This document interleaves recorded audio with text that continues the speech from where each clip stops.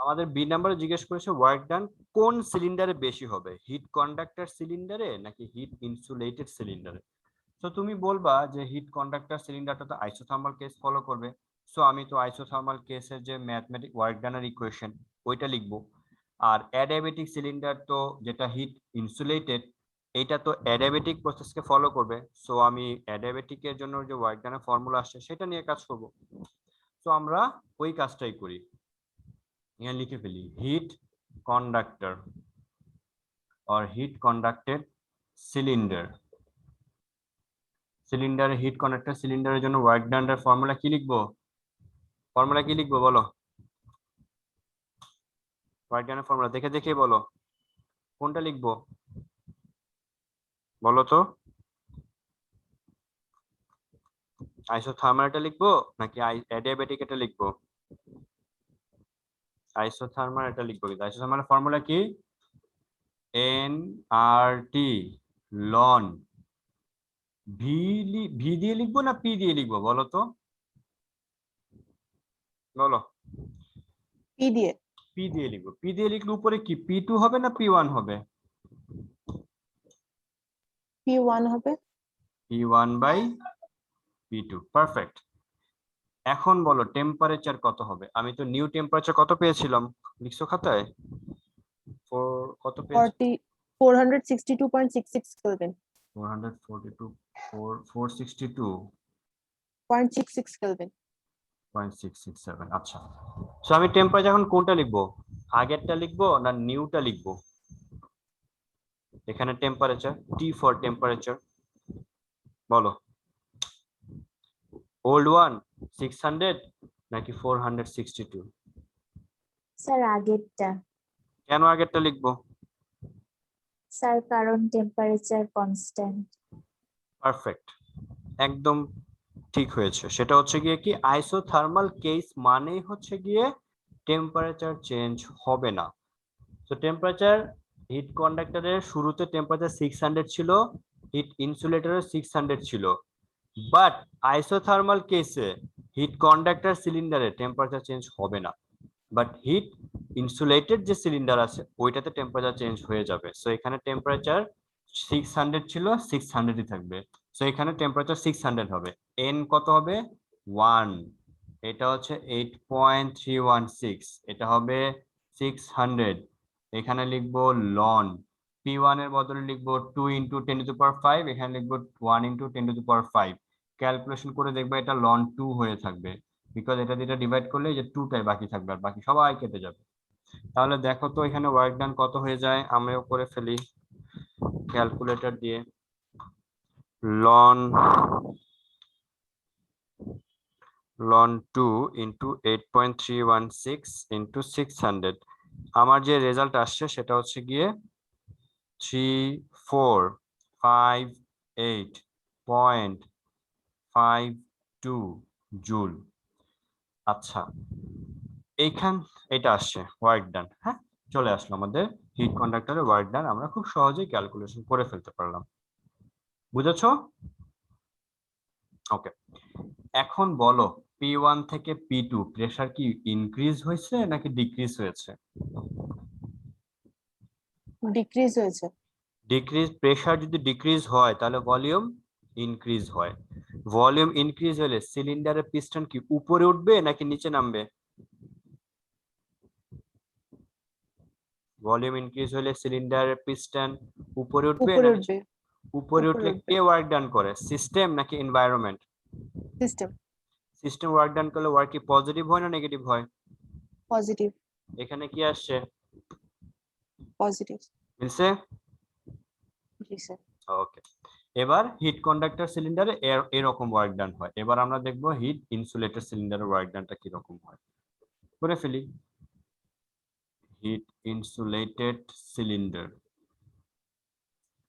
Formula কি হবে, W = R NR 1 - gamma, এখানে কি হবে T1 - T2, রাইট?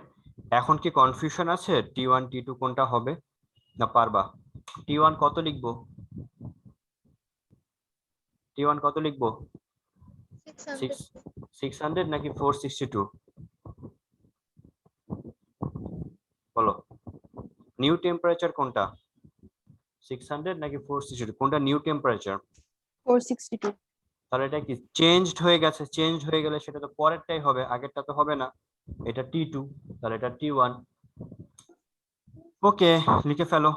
এটা 1 মোল, 8.316, 1 মাইনাস, সরি আমি তো আবার ভুল লিখছি, এটা T2 মাইনাস T1 হবে। 1 মাইনাস 1.67, আর এখানে 462.67 মাইনাস 600। এটাও করে ফেলি আমরা, দেখি কি আসে।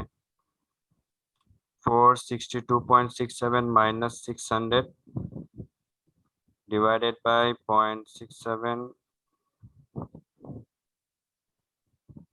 into 8.316, এটা আসছে 1704, তাই না?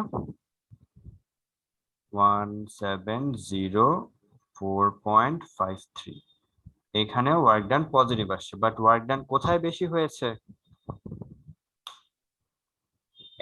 হিট কন্ডাক্টর সিলিন্ডারে নাকি হিট ইনসুলেটর সিলিন্ডারে, কোনটাতে?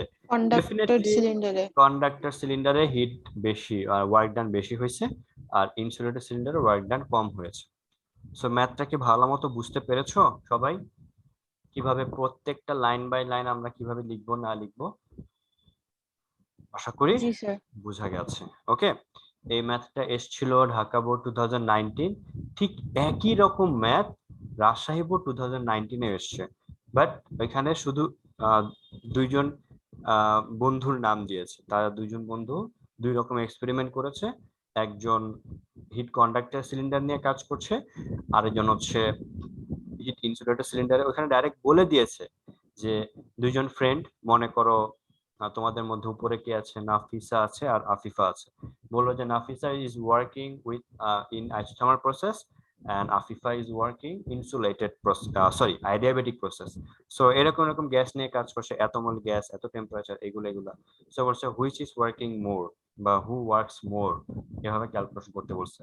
তো আমরা পারবো না ক্যালকুলেশন করতে অ্যাডিয়াবেটিকে আইসোথার্মালে, পারবো?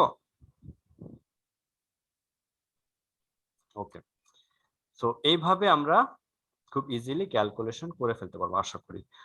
তো আমরা আরেকটা ম্যাথ করি। হ্যাঁ, আমাদের শেষ হয়ে গেছে, থার্মোডাইনামিক্স এর ফার্স্ট ল শেষ হয়ে গেছে। আমরা সেকেন্ড লটা আজকে আর পড়বো না, সেকেন্ড ল আমরা আজকে কিছু ম্যাথমেটিক্স করবো। হ্যাঁ, আসো কিছু ম্যাথমেটিক্স করি আমরা।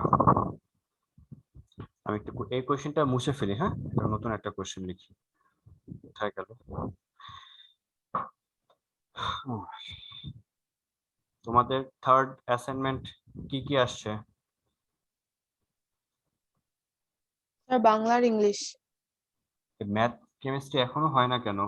আমরা ম্যাথ ফিজিক্স দুইটা করে ফেলছো, থার্ড উইকে আবার কেমিস্ট্রি আসে নাই, ম্যাথ এই বায়োলজিও আসে নাই, আবার ম্যাথও আসে নাই, ওগুলো কি দিবে না? তাহলে তো তোমরা বেঁচে যাবা। বাংলা ইংলিশ তো অ্যাসাইনমেন্ট করা ইজি মনে হয়, কিন্তু লিখতে হয় বেশি, তাই না?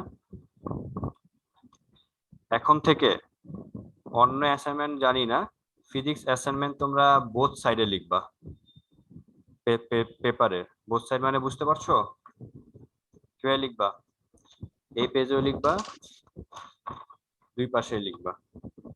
ওকে, কারণ তোমাদের অনেক কাগজ নষ্ট হয়, এত এত কাগজ নষ্ট হইলে তো হবে না। ঠিক আছে, ওইটার জন্য আমি কোনো কিছু বলবো না, কারণ বোথ সাইডে হলে ভালো হয়। বোথ সাইডে লিখলে ভালো হয়, কারণ অনেকগুলো পেজ মানে নষ্ট এটাই হয়ে যায় তো। আমি হচ্ছে এই যে অ্যাসাইনমেন্ট নিয়ে আসছি, তোমাদের হচ্ছে তোমাদের সেকশনে মনে করো 50 জন, আর আই সেকশনে, যে সেকশনে হচ্ছে গিয়ে 35, কত হলো 85। সেকশন বি তে হচ্ছে 75 স্টুডেন্টস, তাহলে কত হলো 85 75 160। আর সেকশন এন এ আবার 60 স্টুডেন্ট, কত হইলো 220 জন অ্যাসাইনমেন্ট পাবলিশ করেছে। 220টা অ্যাসাইনমেন্ট, দেখো আমি ম্যাথটা করে ফেলি। 220 জন স্টুডেন্ট, সবাই হচ্ছে গিয়ে ম্যাক্সিমাম 8 পেজ করে লিখছে, তাহলে কত হইলো? এতগুলা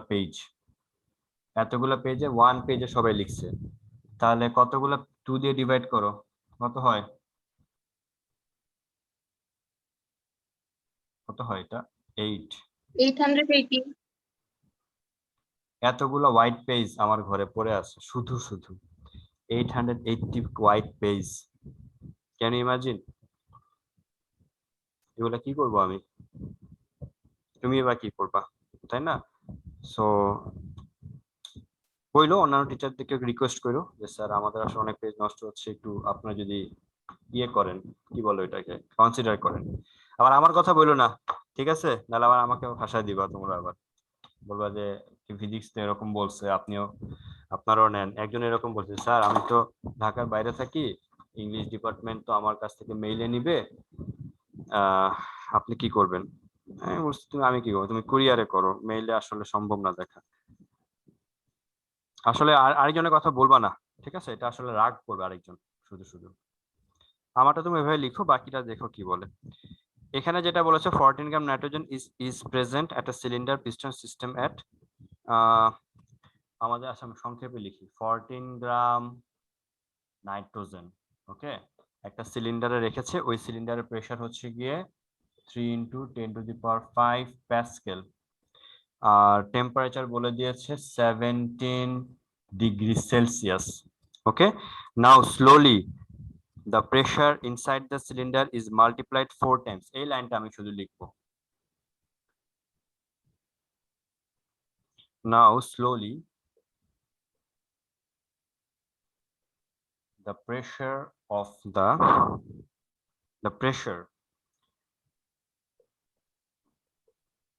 inside the cylinder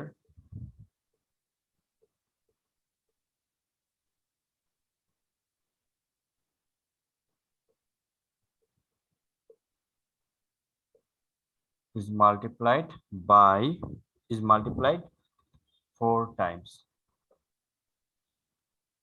Okay, find out the amount of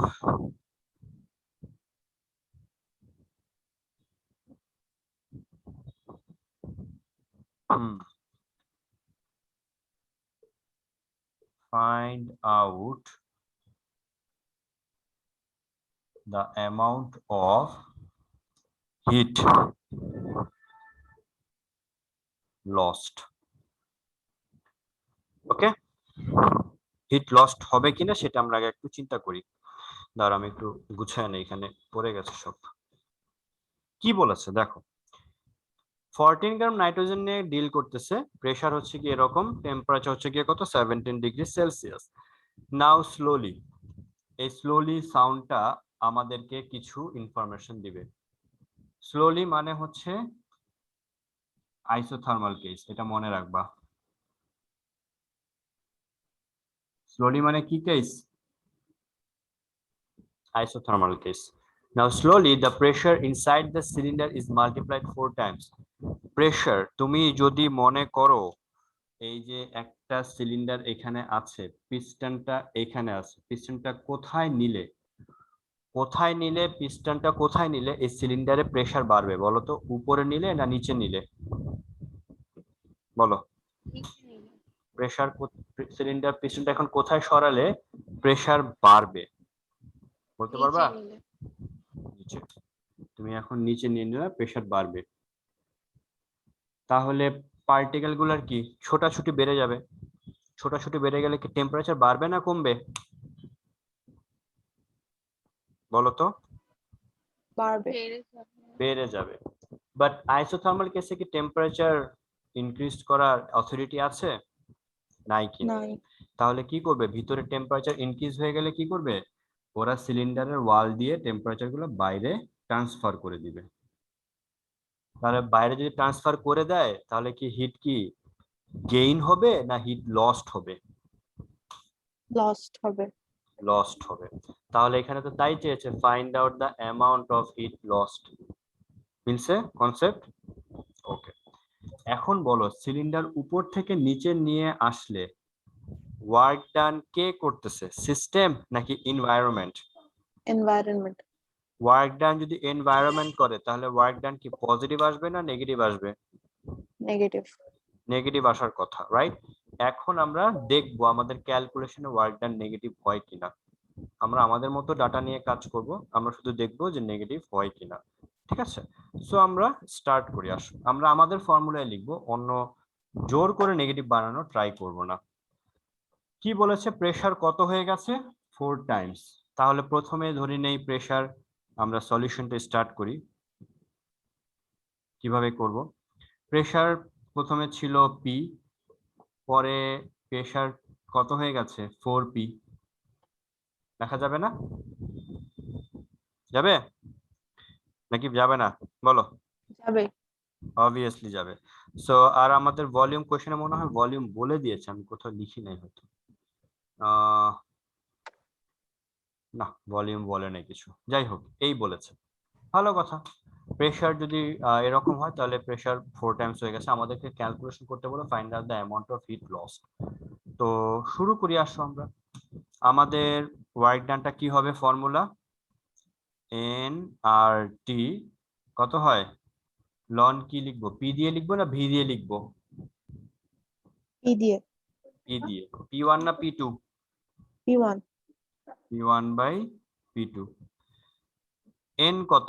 mole number কত কোশ্চেনে দেওয়া আছে? দেওয়া নাই। মোল নাম্বার কি বলো তো? mass divided by কি atomic mass না, right? given mass divided by atomic mass। কত গ্রাম নাইট্রোজেন গ্যাস নিয়ে আমাকে ক্যালকুলেশন করতে হচ্ছে? 14 গ্রাম। 14। নাইট্রোজেন অ্যাটমিক মাস কত? 28 গ্রাম। 28 গ্রাম পার মোল, আর এখানে আছে গ্রাম, ক্যান্সেল আউট করলে কত হবে? 0.5 মোল। আর লিখে ফেলি আমরা, আর টেম্পারেচার কত? 17 ডিগ্রি সেলসিয়াস। লিখে ফেলো 17 ডিগ্রি সেলসিয়াস। কি করব? কেলভিনে নিতে হবে। কেলভিনে নিলে কত হবে? 270 অ্যাড করবা, কত হবে এটা? 290 কেলভিন। লিখে ফেলো 0.5 ইন্টু 8.316 ইন্টু টেম্পারেচার কত? 290 ইন্টু লন কত লিখবো? P1 তো পি, P2 কত? 4p, ডিভাইড করলে কি লন 1/4 হবে না? তাই না? লন 1/4। তোমরা একটু করো তো, দেখো তো রেজাল্ট কি পজিটিভ আসবে নাকি নেগেটিভ আসবে? ডেফিনেটলি নেগেটিভ আসবে, কারণ এখানে লনের ভ্যালু আসছে 1 থেকে লেস আসছে। 0.5 into 8.316 into 290 into ln 1/4 minus 1671.62।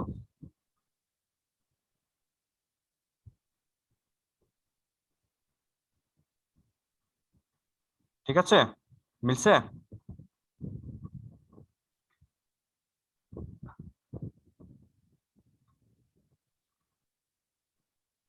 বলো হয়েছে? নেগেটিভ আসছে? নেগেটিভ এসে গেছে। তো আমাদের এখানে কেসটা কি আইসোথার্মাল কেস না? Isothermal case. তো আমরা লিখবো এখন যে first law of thermodynamics.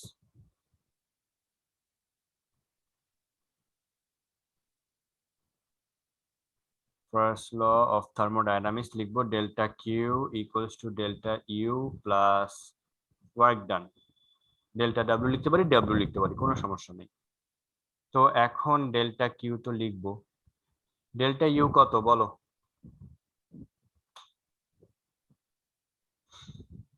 Delta U কত হবে বলতে পারবা? 0। কেন 0? কেন?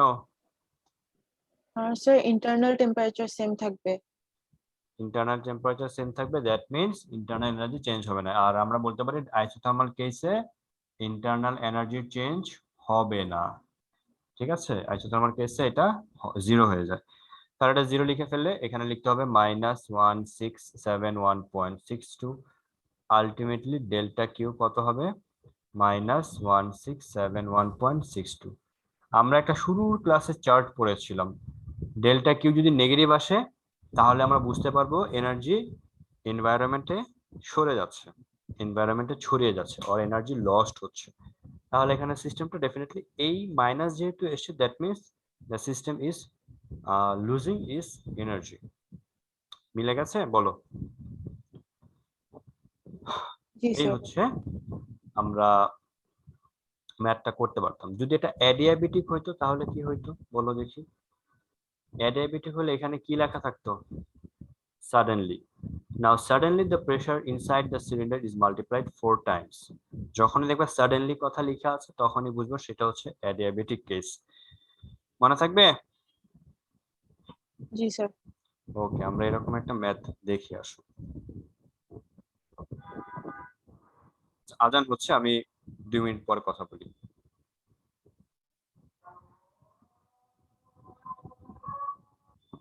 এই কোশ্চেনটা কি হচ্ছে? এখানে বলেছে যে 50 সেন্টিমিটার কি ভলিউম ইনক্রিজড হয়েছে। শুরুতে কি ভলিউম ছিল জানি না, এখন কি ভলিউম হচ্ছে সেটাও আমরা জানি না। তাহলে এই ভ্যালুটা হচ্ছে ডেল ভি, এটা হচ্ছে P volume. 40 joule energy, 40 joule hit energy ওই কফি পট থেকে লিভস হইলে এখানে হিট এনার্জি, এটা ডেল্টা কিউ, এটা কি পজিটিভ হবে না নেগেটিভ হবে বলো? নেগেটিভ হবে। Perfect, very good. তাহলে এটা নেগেটিভ হয়ে গেল। এখন আমাদেরকে ফার্স্টে ক্যালকুলেশন করতে বলেছে, number A work done calculation করতে বলছে। তো ওয়ার্ক ডান ডেল্টা মানে কত? পি ডেল্টা ভি না, তাই না? পি ডেল্টা ভি, পি এর ভ্যালু আমরা দেখতে পাচ্ছি, বাট 50 তো সেন্টিমিটার কিউব আছে, মিটার কিউবে নিলে কি করতে হবে বলো তো? ডেল্টা ভি হচ্ছে গিয়ে 50 সেন্টিমিটার কিউব, মিটার কিউবে নিলে কি করব? কনফিউশন লাগে এগুলা? Divided by 100 cube. Divided by 100 cube হয়েছে। এগুলো যদি কনফিউশন মনে হয় তাহলে আমি একটু টেকনিক দেখাচ্ছি। আমরা ছোটবেলায় পড়েছি যে 1 সেন্টিমিটার মানে হচ্ছে 1/100 মিটার, এটা পড়েছো না? তাই না? হ্যাঁ, এখানে সেন্টিমিটার পর পাওয়ার কত আছে? কিউব আছে। তাহলে কিউব। সবাইকে কিউব করে দিবা, left side right side cube করে দিবা। তাহলে এই কিউবটা 1 এর উপরে গেলে কি 1 কিউব মানে কত? 1। আর সেন্টিমিটার কে কিউব করলে কত হবে? Centimetre cube. আর এটা কত হবে?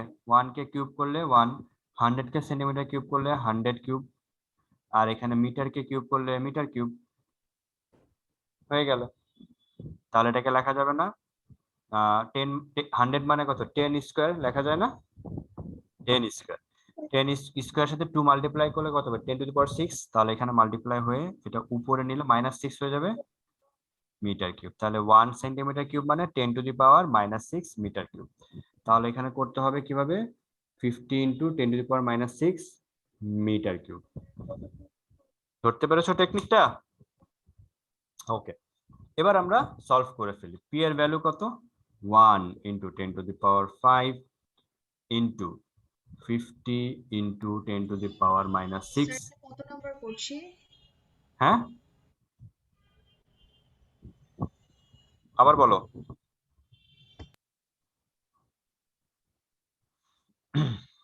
তো এটা কত হবে শেষ পর্যন্ত? 5 জুল। 5 জুল হয়ে গেল। Okay fine. তো এবার আমাদেরকে থার্মোডায়নামিক্স এর ফার্স্ট লতে যাই। ফার্স্ট ল অফ থার্মোডায়নামিক্স আমাদেরকে বলেছে যে থার্মোডায়নামিক্স এর ফার্স্ট লকে এটা সাপোর্ট করে কিনা। সাপোর্ট করে কিনা এটা ম্যাথমেটিক্যালি তো আমরা একটা ক্যালকুলেশন করব। এখন আমরা এভাবেও চিন্তা করি, তুমি যদি মনে করো একটা সিস্টেম থেকে যদি এনার্জি বের হয়ে যায় তাহলে ওই সিস্টেমের ইন্টারনাল এনার্জি কি ডিক্রিজ হবে নাকি ইনক্রিজ হবে? মেইন কনসেপ্ট কি বলে? তোমার কনসেপ্ট কি ডিক্রিজ বলে? হবে।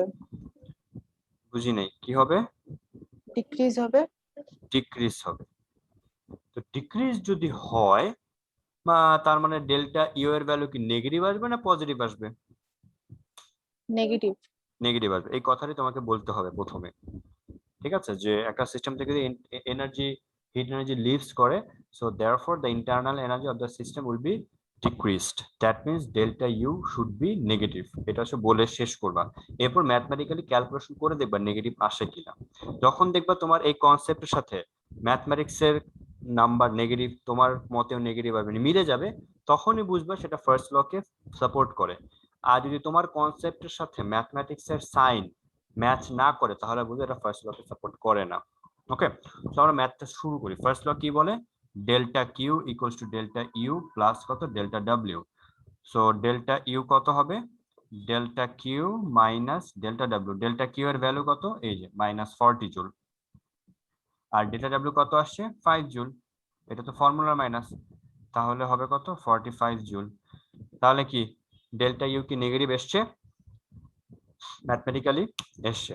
তার মানে ম্যাথমেটিক্যালি এন্ড থিওরিটিক্যালি বোথ কনসেপ্টই ফুলফিল করতেছে। দ্যাট মিন্স এটা ফার্স্ট লকে কি সাপোর্ট করবে নাকি করবে না? করবে। অবশ্যই করবে। সো আই থিংক এই ম্যাথটাও তোমরা ভালো মতো বুঝতে পেরেছো। ঠিক আছে,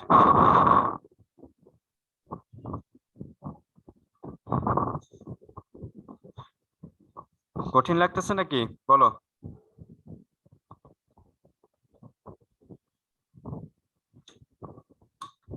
আজকের ক্লাসের লাস্ট টপিকস, লিংক শেষ হয়ে গেলে জয়েন করবা। আমরা এই টপিকটা শেষ করে নেক্সট ক্লাস থেকে থার্মোডাইনামিক্সের সেকেন্ড ল পড়বো। এটা একটা ম্যাথমেটিক্স পড়বো।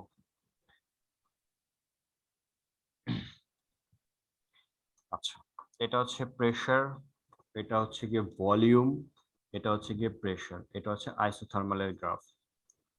এ বিটা হচ্ছে আইসোথার্মালের গ্রাফ।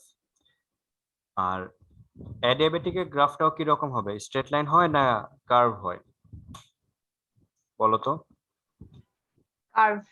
এটাও কার্ভ হবে, কিন্তু দুইটা কি একই লাইনের উপর দিয়ে যাবে? একই লাইনের উপর দিয়ে যাবে কিনা, মানে নো স্যার, কিরকম যাবে না। হবে? ডিফারেন্ট, ডেফিনেটলি ডিফারেন্ট হবে। এটুক শুধু এটুকু বুঝো কেন, কারণ আইসোথার্মালে পিভি ইকুয়ালস টু কে হয়, এটা হচ্ছে আইসোথার্মালে, ওখানে গামা হবে।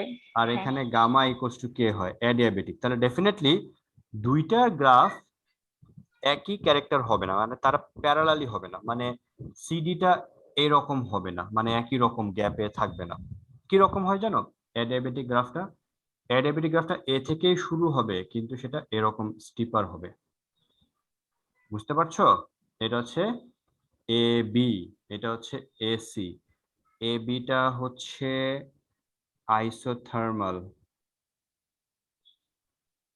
আইসোথার্মাল কার্ভ, আর এসিটা হচ্ছে অ্যাডিয়াবেটিক, অ্যাডিয়াবেটিক কার্ভ। ওকে, তুমি এভাবে হচ্ছে আমরা আইসোথার্মাল মানে অ্যাডিয়াবেটিক গ্রাফটা কি রকম হয় বলো তো? একটু স্টিপার হয়। স্টিপার হয়। এটা হচ্ছে আমরা ক্যারেক্টার জানি। এখন পি এর ভ্যালু ভি এর ভ্যালু বারবার বসিয়ে বসিয়ে এরকম এসছে, বাট এক্সাম হলে তো আমাদের এত সময় নাই যে পি এর ভ্যালু একটা নিব, ভি এর ভ্যালু একটা নিব, গামার ভ্যালু একটা নিব, প্রত্যেকটা পয়েন্টে পয়েন্টে বসিয়ে বসিয়ে আমরা চেক করব যে বা প্রুফ করব যে আইসোথার্মাল গ্রাফটা বা অ্যাডিয়াবেটিক কার্ভটা হচ্ছে মোর স্টিপার দ্যান আইসোথার্মাল কার্ভ। এরকম তো আমার সময় নাই। তাহলে আমরা কি করব জানো? আমরা হচ্ছে স্লোপ ক্যালকুলেশন করব।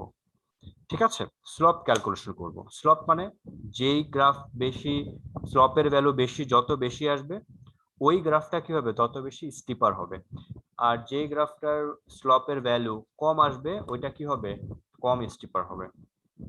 লজিকটা ধরতে পেরেছো? স্লোপ ক্যালকুলেশন করতে হবে, মনে থাকবে? আচ্ছা, এখন আমরা একটু 9-10 এ ফিরে যাই। তো স্লোপটা একটু বলি। স্লোপ কি পড়েছি 9-10 এ বলো তো? বলো, স্লোপের ফর্মুলা বলো। 9-10 এ কি পড়েছো? y minus y1 by x minus x1 এটা আবার না বলো। হচ্ছে y minus y1 by x minus x1 এটা? আমাকে জিজ্ঞেস করছো না, আমি তো তোমাকে জিজ্ঞেস স্যার আবার, হ্যাঁ এটাই তো, এটাই। এটাই। অ্যাকচুয়ালি তুমি একটু ডিফারেন্ট বলছো, সেটা হচ্ছে y1 minus y2 x1 minus x2। y1 and O, y2 হচ্ছে আচ্ছা। দুইটা ডিফারেন্ট আমাদের চয়েস ভ্যালু, সো এটা ইন্ডিপেন্ডেন্ট, ঠিক আছে। আর y আর x হচ্ছে ওটা হচ্ছে গিয়ে ইকুয়েশনের, ওইটা নিয়ে আমরা কাজ না করার ট্রাই করব। ওকে, y1 আর y2 আমরা আমাদের মতো চয়েস করে নেব। এটা হচ্ছে স্লপের ইকুয়েশন। তো এটাকে কি আমি ডেল্টা y বলতে পারি, ডেল্টা x জি, বলতে স্যার। পারি? জি হ্যাঁ। স্যার। আমি যদি ক্যালকুলাসের ভাষায় লিখি তাহলে কি হবে, এটা dy বাই dx লেখা যাবে? জি, স্যার। তুমি যে গ্রাফটা দেখতে পাচ্ছ, এই গ্রাফে y অ্যাক্সিসে কে আছে? এ P, pressure. p, a না, কিন্তু এ তো একটা পয়েন্টের ইন্ট্রোডাকশন। y অ্যাক্সিসে কে আছে? Pressure. প্রেসার। তাহলে তুমি এখানে কি লিখবা? dp। আর x অ্যাক্সিসে কে আছে? ভলিউম। ভলিউম। তাহলে এখানে কি লিখবা? dv। যদি এখানে y অ্যাক্সিসে মনে করো এনার্জি থাকতো আর এখানে যদি ভলিউম থাকতো, তাহলে স্লোপ কি হইতো? dE by dv। বুঝা গেছে? বাট এখানে আমাদের আছে। তো এখন বুঝতে পেরেছো যে কোনো ইকুয়েশনের স্লোপ ক্যালকুলেশন করতে পারবা? স্লোপটা জি, কি? স্যার। dp বাই dv, মানে y এক্সিসে যে থাকবে সেটা ডিভাইডেড বাই dv, মানে dy বাই dx। মানে বেসিক যে কনসেপ্টটা, dy বাই dx, y এক্সিসে যে থাকবে সেটা লিখবা। এখন আমাদের আইসোথার্মাল কার্ভের জন্য dy বাই dx ক্যালকুলেশন করতে হবে, এন্ড অ্যাডিয়াবেটিক কার্ভের জন্য dy বাই dx এটা ক্যালকুলেশন করতে হবে। আমরা করে দেখব কি হয়। সো ফার্স্ট অফ অল আমরা আমাদের টার্গেট হচ্ছে গিয়ে কে? Isothermal case. লিখে ফেলি আমরা isothermal, PV equals to K. আমরা কি ক্যালকুলেশন করব বলো তো? dp by dv। এটা মানে কি? ক্যালকুলাসের ভাষা এটাকে কি বলে? Differentiating p with respect to v। আমরা v এর রেসপেক্টে p কে কি করব? ডিফারেন্সিয়েশন করব। বাট এখানে তো দুইটাই চেঞ্জ হচ্ছে, তাহলে কি করতে হবে? p কে রেখে একবার v কে ডিফারেন্সিয়েশন করব, আবার v কে রেখে একবার p কে ডিফারেন্সিয়েশন করব। বুঝতে পেরেছো? আর কনস্ট্যান্ট কে ডিফারেন্সিয়েশন করলে কত হয়?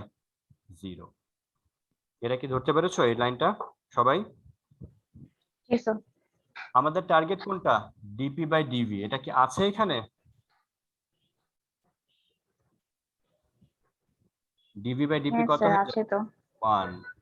তাহলে dp বাই dv কে রেখে বাকিদের সবাইকে ওই পাশে পাঠিয়ে দাও। তাহলে ওই পাশে পাঠাইলে আমরা এরকম পাবো, dp by dv equals to minus